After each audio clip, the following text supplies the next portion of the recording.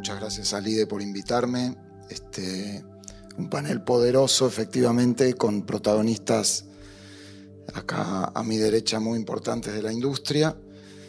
Antes de empezar, una reflexión. Estaba escuchando el panel anterior. A mí como economista vinculado a la energía, cuando uno muestra tanto a gente del país como a inversores extranjeros que vienen tanto preguntando por el futuro energético de Argentina, y les mostramos esas proyecciones de la balanza comercial, del aporte de divisas que va a dar esta industria hacia el fin de la década, a veces son un poco escépticos y naturalmente dicen, bueno, pero ¿qué tenés detrás de eso en términos de producción, ¿no? De crudo, de gas, de líquidos, todos estos números que se hablan? Y entonces uno les dice, miren, la producción de petróleo puede llegar fácilmente hacia el fin de la década a 1.400.000 barriles, la producción de gas va a crecer mucho con los proyectos de exportación, la producción de líquidos, todo hacia el mercado externo. Y dicen, pero ese nivel de crecimiento puede tener Argentina. Y yo siempre, que soy un apasionado de la historia de la industria, bueno, como Adolfo, les cuento que nosotros ya tuvimos episodios así. Nosotros tuvimos en la década del 50, y no me voy a detener mucho en esto, pero tuvimos un momento en el cual la producción de petróleo se triplicó en solamente 4 años, en la época de Frondizi. Algo se hablaba en el panel anterior de la expansión productiva que tuvimos en la década del 90, también a un ritmo espectacular en toda la industria energética y en particular en hidrocarburos. Y mi reflexión es que ahí hay 2 elementos comunes que hoy tenemos también, que es por un lado recursos y por otro lado una política pública orientada a que el capital privado los pueda explotar.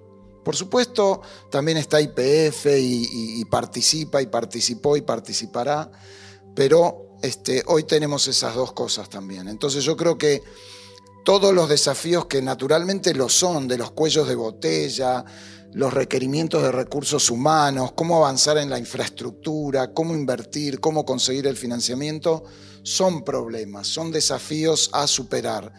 Pero si está esa conjunción de recursos y una política pública orientada a que la industria, el capital privado local e internacional pueda llevarlos adelante, pueda desarrollarlos, pueda explotarlos, esos objetivos que hoy parecen tan a veces optimistas, o esas metas, esos forecasts, son alcanzables y yo creo que los vamos a cumplir en beneficio de la industria y de la Argentina también.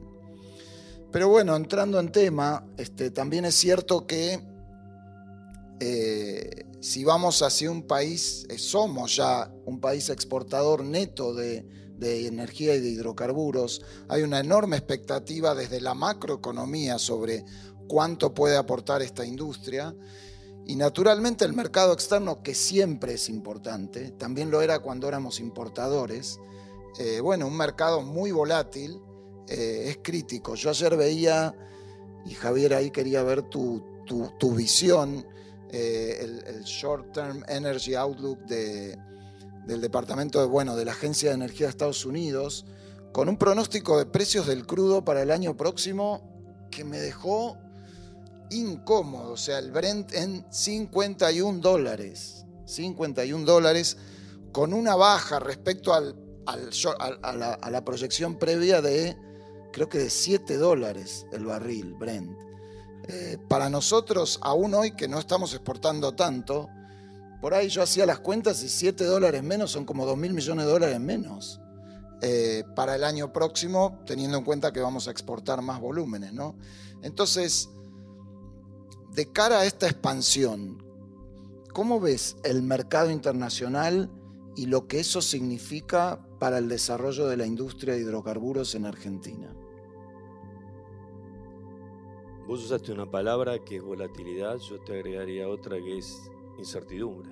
O sea, hoy nos estamos acomodando, tratando de ver hacia dónde va el principal actor de nuestra industria, que es Estados Unidos, con un presidente que es un poco difícil de descifrar, que ha puesto como objetivo claro que quiere un precio de energía barato, y la industria se está moviendo en ese sentido. él tiró $50 por barril. Vos fíjate que todo el mundo se acomoda un poco a eso. Hoy no estamos en 50, estamos en 65. 65 es mucho mejor que 50, pero es mucho peor que 80 como teníamos hace un año.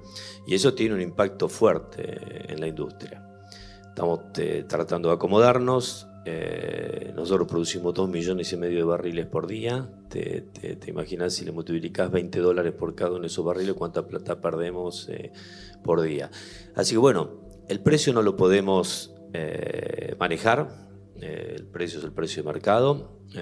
A nivel mundial la industria se está moviendo para mantener un precio de energía que esté más en el orden de los 60s que de los 70s o de los 80s.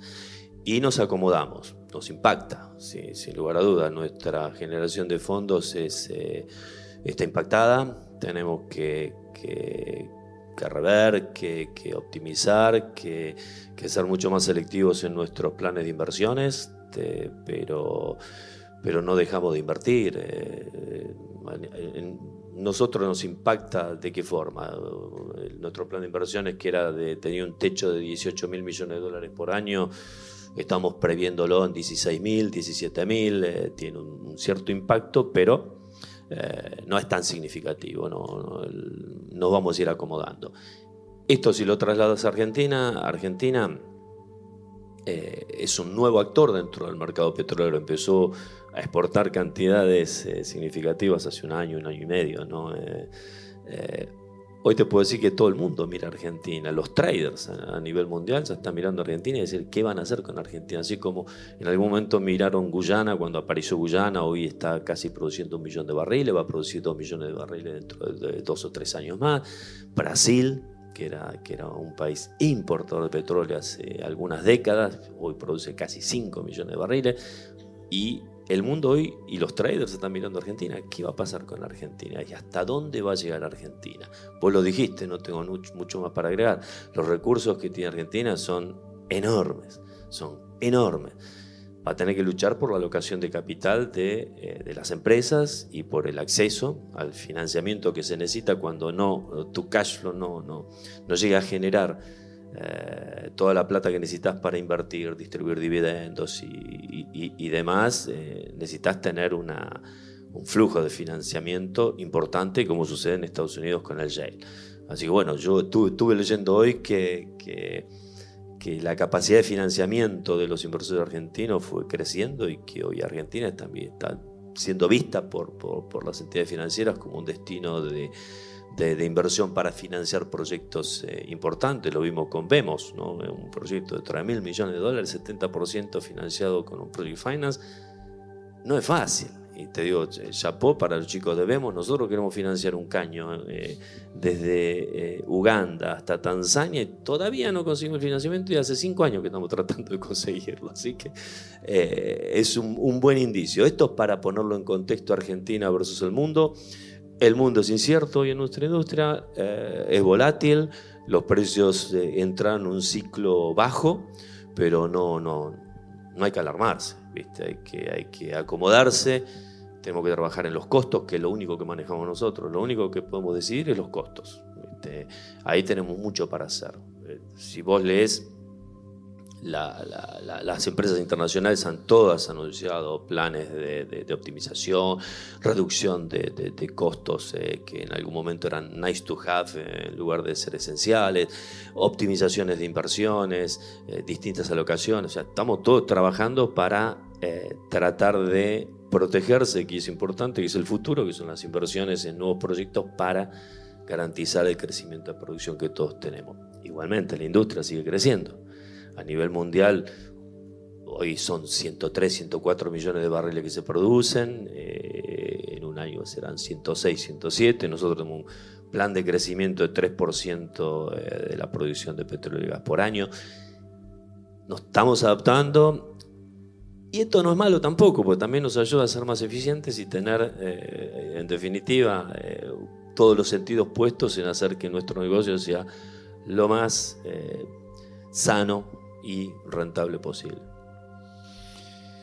Gracias, Javier. Bueno, Adolfo, en ese contexto, en donde claramente es una industria que sabe que tiene que tomar los precios. Como decía Javier, poco se puede hacer respecto de eso, mucho se puede hacer respecto de los propios costos de las políticas públicas. En tu caso, y viniendo desde la experiencia de CAPSA CAPEX, ¿cómo ves la situación? Y en particular me interesa la cuestión de la producción convencional, ¿no? Porque, bueno, el shale, Vaca Muerta, es la figurita, la estrella. Hoy Argentina enfrenta, desde el punto de vista macroeconómico, una situación de aumento de costos en dólares muy significativa.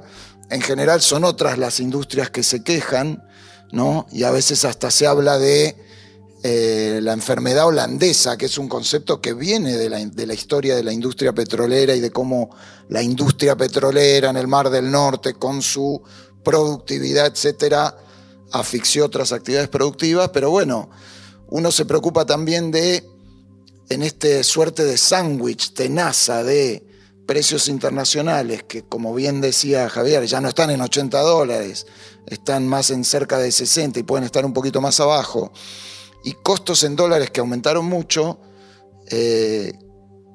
¿Cómo lo vive la industria convencional, no? Bueno, nosotros casi el 85% de la producción es convencional. Se habla mucho hoy en Argentina del no convencional, de Neuquén, pero en realidad un poco más del 40% de la producción todavía sigue siendo convencional. Nosotros que empezamos en Chubut, pero después nos expandimos a Río Negro y a Neuquén en producción de hidrocarburos, esta doble amenaza, como mencionabas, tenemos que trabajar en la productividad puertas adentro, ¿no? Y se trabaja mucho. Y nosotros siempre llamamos el modelo CAPSA, ¿no? Que es eficiencia, austeridad, innovación y un foco permanente en los costos. Hoy siempre apuntamos a tener costos de producción, costos operativos, hay que acercarse a $20. Si en convencional no te acercás a costos operativos de $20, después no vas a poder invertir, no tenés fondos suficientes para mantener un plan de inversión, porque el declino en el petróleo convencional también, algunos más, otros menos, pero es importante. Entonces hay que estar permanentemente reinvirtiendo. Y el costo de desarrollo también puede ir, hoy está caro en Argentina, hoy un pozo en Chubut de los estándar vale el doble que en Brasil, por distintas combinaciones de factores de producción y de insumos. Entonces hay que trabajar en forma permanente en los costos. Nosotros, por un lado, muchas sinergias, siempre buscando expandir y crecer en el barrio, como decimos nosotros. Para una empresa que tiene una estructura tiene que sacarle provecho. O sea, siempre es mucho más conveniente crecer en el barrio, crecer en la provincia, que ir a una provincia donde nunca tuviste actividad, ¿no? Porque montar estructura en Argentina, la estructura es cara, ¿no? De cero. Entonces nosotros trabajamos mucho con eficiencia, mucho con innovación, foco permanente en costos, tener gente superdotada, que digamos que de alguna manera rinda por más de una persona, y un modelo que sea resistente a los embates, digamos, de bajos precios. Nosotros también tenemos una visión, digamos, que no estamos lejos de volver a los 80, pero no quiere decir que el sector se frene y el sector deje de crecer. Por el contrario, el esfuerzo hoy lo hacemos las empresas privadas. También sería deseable, digamos, la competitividad que a veces venga también por el lado de la economía, de la macroeconomía y del Estado, ¿no? Porque nosotros todavía tenemos impuestos distorsivos, tenemos algunos temas relacionados a las relaciones laborales, tenemos todo el tema del desafío del acceso al financiamiento. Gracias a Dios el petróleo hoy no tiene problemas de evacuación, está resuelto, y los yacimientos maduros o el petróleo convencional tiene una gran infraestructura ya hecha. O sea, hoy uno va a Santa Cruz, a Chubut, a distintas provincias que son petroleras. Hoy Argentina son 9 provincias petroleras. Se habla de Neuquén nomás, pero hay 9, se produce petróleo en 9 provincias. Y el petróleo convencional tiene infraestructura muy buena, de décadas, y con capacidad ociosa. O sea que y las reservas están, pero a veces no están las condiciones para acelerar las inversiones. Ahí te complemento la pregunta, las provincias, en su definición respecto de la producción y en algo histórico que uno siempre ve esos vaivenes de las provincias tratando de capturar, llamémosle, una porción mayor de la renta, a veces por fuera de las reglas del juego natural, ¿no? Y con esta idea de que, bueno, está el shale, las provincias, en tu experiencia, distinguen la realidad del shale de la realidad del convencional a la hora de buscar justamente soluciones para que la competitividad del convencional aguante un escenario de costos mayores y eventualmente precios menores? Hay conciencia, porque la realidad es que el modelo siempre ajusta por empleo. Entonces hay conciencia por el impacto social que tiene. O sea, hoy, cuando cae la producción, cuando se venden áreas, cuando entran nuevos jugadores, cuando hay salida de grandes jugadores de yacimientos convencionales, también viene de la mano de grandes ajustes, ¿no? Y eso es lo que genera hoy más conciencia a nivel provincial. Yo creo que sí, hay conciencia, pero después la ejecución siempre es un poco más lenta, ¿no? Porque siempre hay que mirar cómo juega la curva del Laffer, ¿no? Hablando en jerga económica. Bueno, donde yo empiezo a jugar con las regalías u otro tipo de impuestos como para generar condiciones de inversión y dentro del año poder tener una producción adicional que me compense o que me genere nuevos ingresos fiscales. Porque acá siempre es un tema de la redistribución de la renta, ¿no? Lo que se discute en energía. Y creo que las provincias se dan cuenta de que hay realidades, que hay producciones que no se sostienen si no se cambia y no se le agrega, más allá de lo que hacemos las empresas, se le agrega un shock de competitividad. Argentina necesita un shock de competitividad porque los últimos años, para estabilizar la economía, algunas variables se dispararon, se encarecieron, también se sinceraron precios relativos, era la locura a veces los precios que teníamos nosotros en el pasado, desde nuestros ingresos hasta muchos de los costos, los precios relativos se sinceraron, pero ahora falta todavía sincerar, si querés, el peso del Estado y todo el tema impositivo. Y también, si querés, te agrego todas las relaciones laborales que hay que ayornarla a la tecnología y realmente a lo que necesita cada yacimiento, ¿no? En eso las empresas, algunas venimos trabajando desde hace muchos años, por no decir desde el inicio, y otras tendrán que hacer el esfuerzo. Gracias, Adolfo. Gaby, bueno, el mundo del gas también en un escenario internacional incierto, imprevisible, lo hablábamos, que para el mundo petrolero es como más conocido, es más sencillo ir incrementando las exportaciones, ¿no?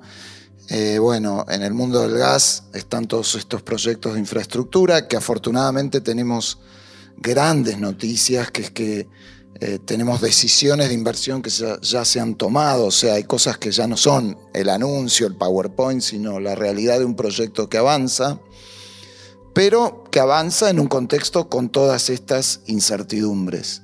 ¿Qué nos puedes decir de lo que ves del futuro exportador de gas argentino? Las opciones, como se hablaba, Daniel creo que hablaba, las exportaciones vía ducto, Brasil como mercado, hay que ir por ducto, hay que ir por LNG, hay que ir por las dos cosas. Bueno, ¿cómo ves ese panorama? Bueno, yo creo que hay que ir por todo, ¿no? O sea, las reservas... Vamos por todo. Vamos por todo. O sea, Argentina tiene que ir por todo. Por un lado, hoy hay infraestructura existente donde le permite a Argentina ser y convertirse en el hub, ¿no? de exportador de gas natural a los países vecinos, que son Chile, Uruguay y Brasil mismo, y Bolivia. Bolivia se va a convertir en un importador de gas, ¿no? A futuro, si continúan, ¿no?, las declinaciones, si en algún momento van a dejar de producir o marginalmente. Entonces, la verdad que debemos celebrar, porque los proyectos de GNL, y acá Javier conoce mucho también, son muy difíciles de estructurar, muy complejos de estructurar. Estados Unidos, Qatar, o sea, son países que tienen no solamente una larga historia de regulaciones y de economía sustentable y de largo plazo y con reglas claras que Argentina no tiene, no ha tenido. Entonces, la verdad que hay que celebrar que el desarrollo de la industria de vaca muerta y proyectos como el FID, que el jueves también se firmó, la segunda barcaza de exportación, son hitos que realmente hay que celebrar, porque es que Argentina crece a pesar a veces de condiciones adversas, y más aún es cuando se potencia, cuando de alguna manera se dan las condiciones o dejan al sector privado, dan las condiciones para poder desarrollar aún más y con mayor rapidez. Yo creo que, o sea, los números te dan que la demanda de GNL de acá entre el 2030 y 2040 va a haber un faltante entre los 120 y 140 millones de toneladas de GNL. Argentina con 2 barcazas es nada, es una gota. Pero creo que es muy importante que vaya modularmente creciendo en ese sentido, porque de alguna manera va a afianzarse y lograr la credibilidad en los distintos mercados. ¿Qué va a pasar con...? Porque estas cuestiones se las pregunta el mercado, pero una vez cortaron, ¿qué va a pasar cuando la demanda del invierno va a continuar, no va a continuar? Y también entender que, y acá voy a disentir un poco con Oscar, donde no se importa más, sí se sigue importando GNL, se sigue importando gasoil y se va a seguir importando. La verdad es que todos los países, ¿no?, que incluso son exportadores de GNL, tienen en algún momento para sus picos de demanda, tienen importación de GNL y también de combustibles líquidos. Entonces, creo que ahí todos tenemos que trabajar en ser racionales en el desarrollo de la infraestructura. Entonces, ¿por qué? Porque aparte el GNL va a ser vital.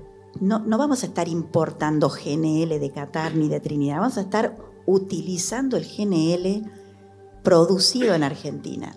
¿Y cuál es el potencial que tiene el GNL de Argentina? Bueno, en formato GNL va a ir a los países vecinos también. Brasil tiene un swing muy importante, muy ligado a lo que es la hidraulicidad. El swing puede pasar de 25 cargamentos por año a 75 cargamentos por año, como pasó en el año 2023.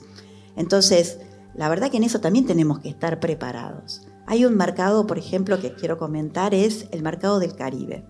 La compañía Accelerate Energy acaba de invertir $1.000 millones en adquirir toda una infraestructura en Jamaica. Es una infraestructura integrada, es no solamente en Jamaica, sino en otros países, y lo hemos hecho también en Brasil, donde es la adquisición de los cargamentos, la terminal y la venta. Es la última milla para vender el GNL regasificado y la distribución de GNL en los distintos mercados.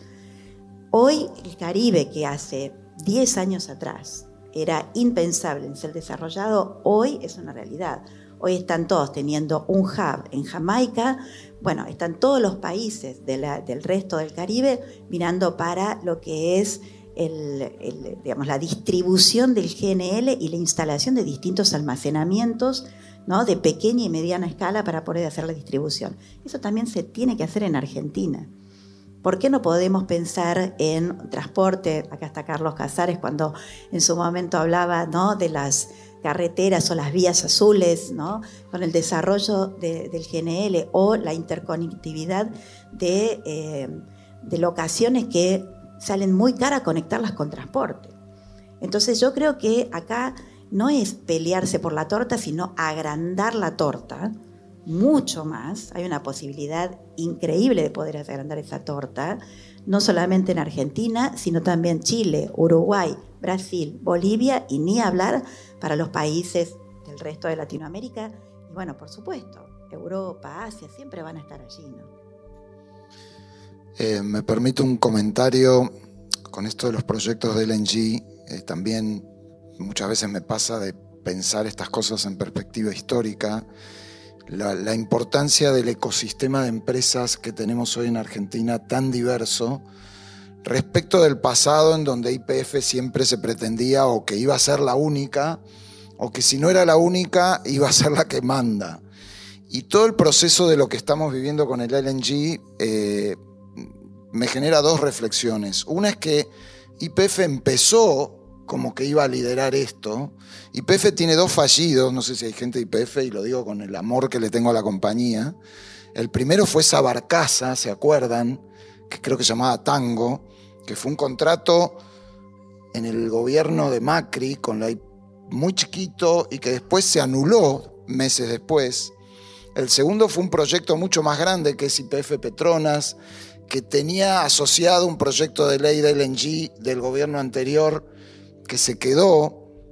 Pero lo importante, ahí las dos reflexiones son: una, qué importante que la industria pudo llevar adelante otros proyectos, los está llevando adelante, y el proyecto Southern Energy, en donde además es un gran dato que YPF se haya sumado, porque vio que ese proyecto era positivo, que avanzaba, que tenía características de versatilidad y flexibilidad que lo hacían más viable. Entonces eso es un muy buen dato para la Argentina, que más allá de que YPF tenga que ir corrigiendo sus proyectos, y ahí el segundo dato que me llama la atención es, ojo, porque esos cambios en YPF, en esos proyectos que finalmente no se concretaron, coinciden con que cambiaron los gobiernos. YPF sigue siendo una compañía que está muy bien administrada, pero que el impacto de los cambios de gobierno, me permito decir, todavía le pega.